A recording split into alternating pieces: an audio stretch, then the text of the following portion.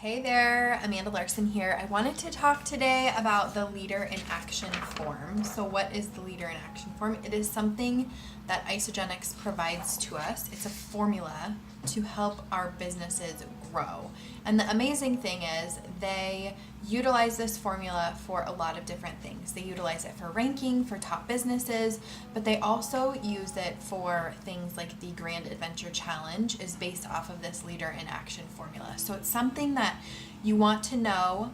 You want to focus on the 4 different areas of growth, and you'll see your income grow, your business grow, leaders grow, but also there's some perks that come along with it.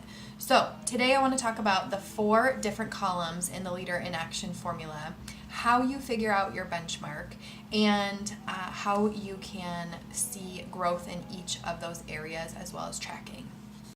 So when you look at the Leader in Action formula, you'll see month. Month is simple. It is the month that you are in. However, in Isagenix, they go on a 4-4-5 basis. So you'll see there is 5 rows for the weeks in the month. However, how do you know if it's a 4-week month or a 5-week month? Well, in January starts the 4-4-5. So January, you track 4 weeks. February, you track 4 weeks. March, you would track 5 weeks, and then it starts over. So April would be 4 weeks. May would be 4 weeks. June would be 5 weeks. So that's how you know. And then week ending is the week ending. So this week starts May, and so the first week. So this would be a 4-week month. And you would start, the first row would be week ending May 5th because that's Sunday. The week's Monday through Sunday. So that is how you figure out the month. That is how you figure out how many weeks are in the month. Now, Cycle Benchmark is a little different. You are going to actually go into your back office. The first column is personal cycle growth. So you'll see that right here. So what is cycle growth? Cycle growth is where your benchmark is. It's the number of cycles more than your benchmark. So if you're just starting out in Isagenix, your benchmark might be 0. So if you get 1 cycle for the week, you would have a +1 for that week. If you have a 0, you would just put a 0, and if you have a negative, you would put negative.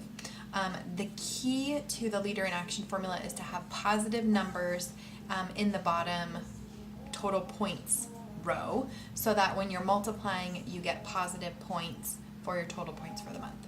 So personal cycle growth, you will take your benchmark and you'll look at that for what you did for the week, what your team did for the week cycle growth wise. And sometimes you might have 0, sometimes you might have a negative.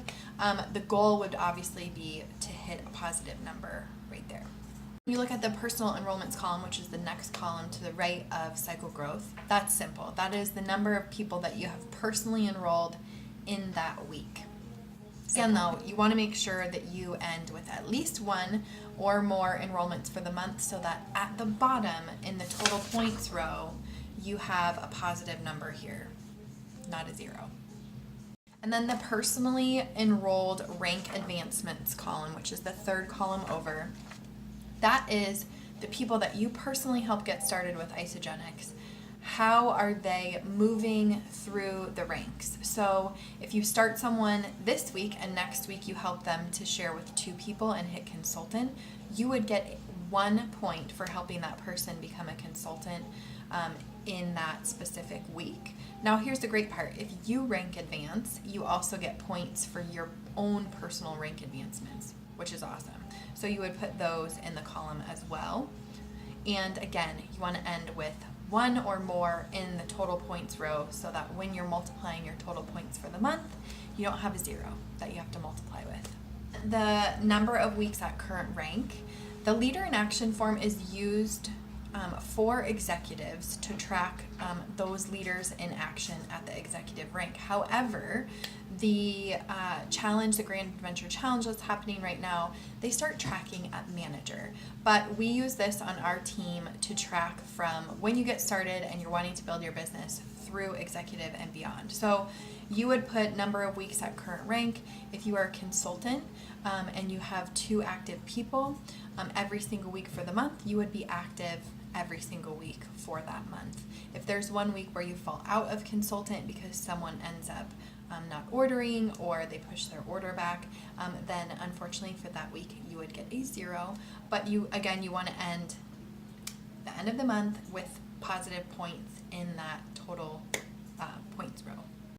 Okay, so here is an example of the leader in action form. So if it is the month of May, which it is, let's say we have a sample or example benchmark of 5, and then we have our weeks ending because this is a 4-week month.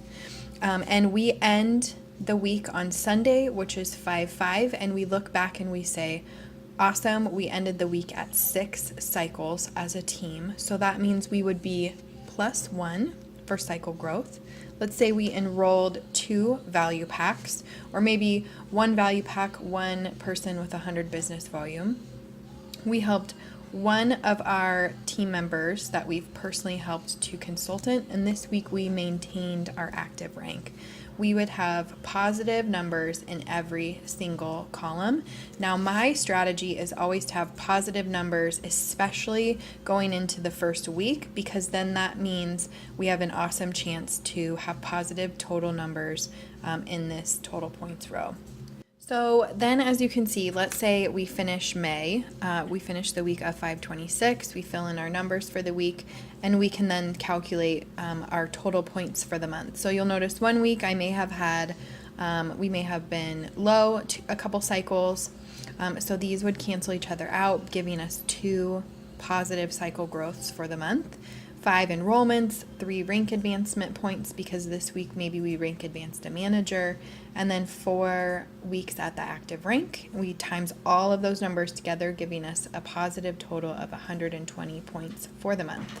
Well, that is how I utilize the leader in action formula. That is how I figure out each column and what goes in each column, as well as how you calculate the total points. Now, how I've really been utilizing this leader in action formula over the last 4 months is really to see where I need personal growth, where I need leadership growth, and where I need to focus in my business. So if you focus really in these 4 areas of your business, you're going to see growth. And if not, you're going to see areas of opportunity where you can really focus your efforts on developing yourself and your skill set, so that you can grow in those areas in future weeks and future months. So if you have any questions on this, don't hesitate to reach out and let me know.